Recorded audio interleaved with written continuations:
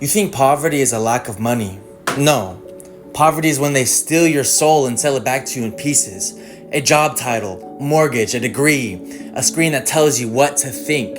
You think the world is just the way it is. No. It's the way they engineered it to be.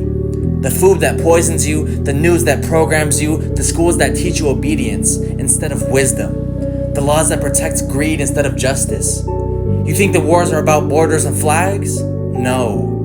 They're about keeping you afraid, keeping you divided, keeping you looking at each other like enemies when the real enemies hide behind tinted glass towers and offshore bank accounts.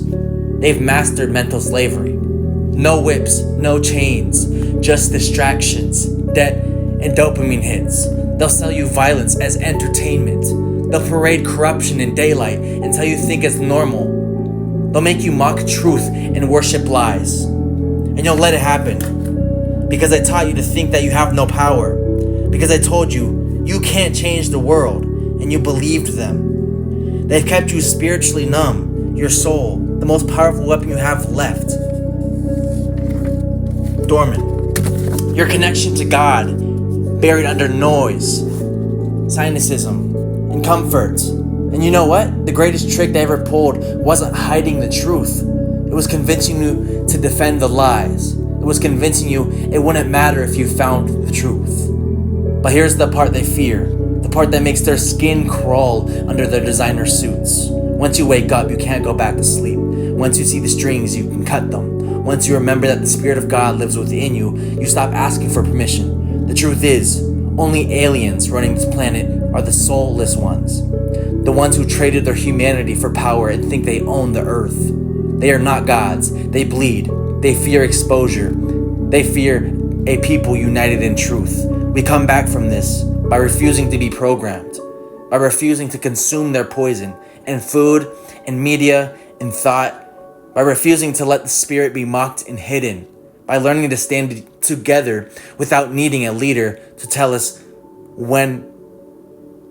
we can. Poverty ends when we stop begging for crumbs from tables we could flip. Mental blindness ends when we stop trusting eyes that are paid to lie.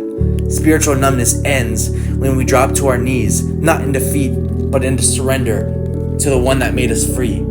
God's movement isn't waiting for permission, it's waiting for you. You don't need permission, you don't need a title, you don't need to wait for the right time. The time is now. The place is where your feet stand. Number 1, start in your mind. Before you can change the world, you have to break the cage they built inside your head. Detox your mind, cut down media that drains you or programs fear. Feed yourself truth, scripture, and voices that lift your spirit. Ask better questions. Every time you hear news, ask, who benefits me from believing this? Who benefits from me believing this? Wake up daily on a mission. Before you touch your phone, ask God, who can I help today? Start in your neighborhood. You're not powerless. You're surrounded by untapped power, which is people. Meet your neighbors, knock on a door, share a meal.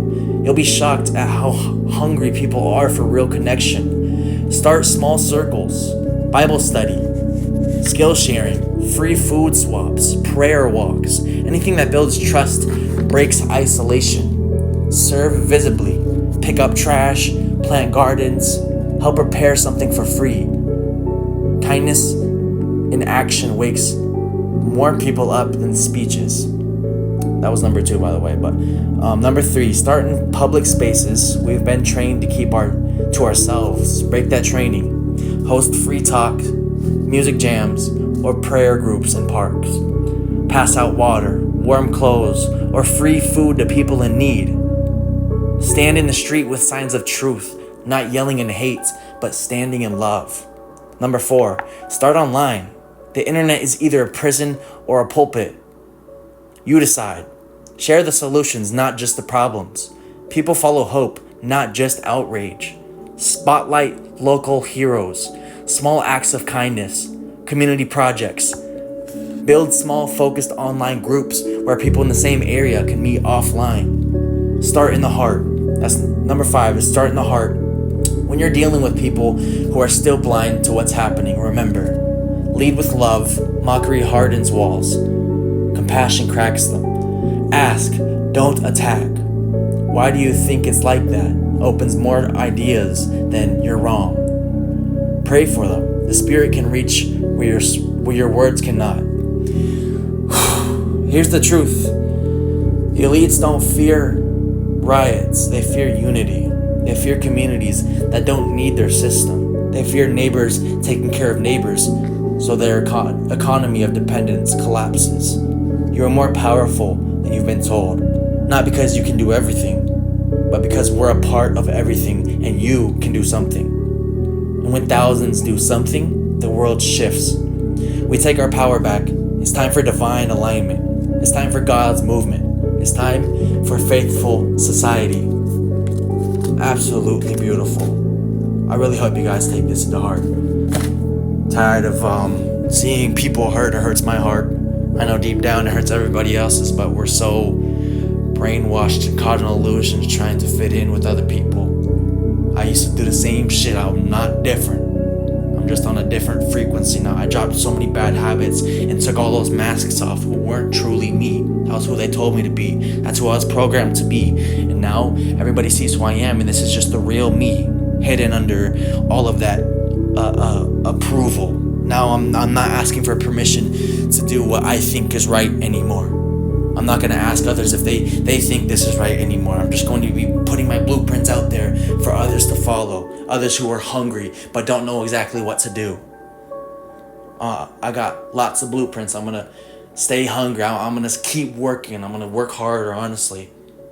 I'm going to remember to rest because that's sacred as well. But it's got me shaking. But yeah, I'm going to play my part. I know you guys are going to play yours. And I know God got us. No, it's a spiritual warfare right now. And spiritual warfare is not always... You can't always see spiritual warfare with your physical eyes, but you can feel it with your soul. God bless you guys. I love you. I'm excited to see the world come back together. I've already got so many visions. It's crazy. Go play your part, though. I love you.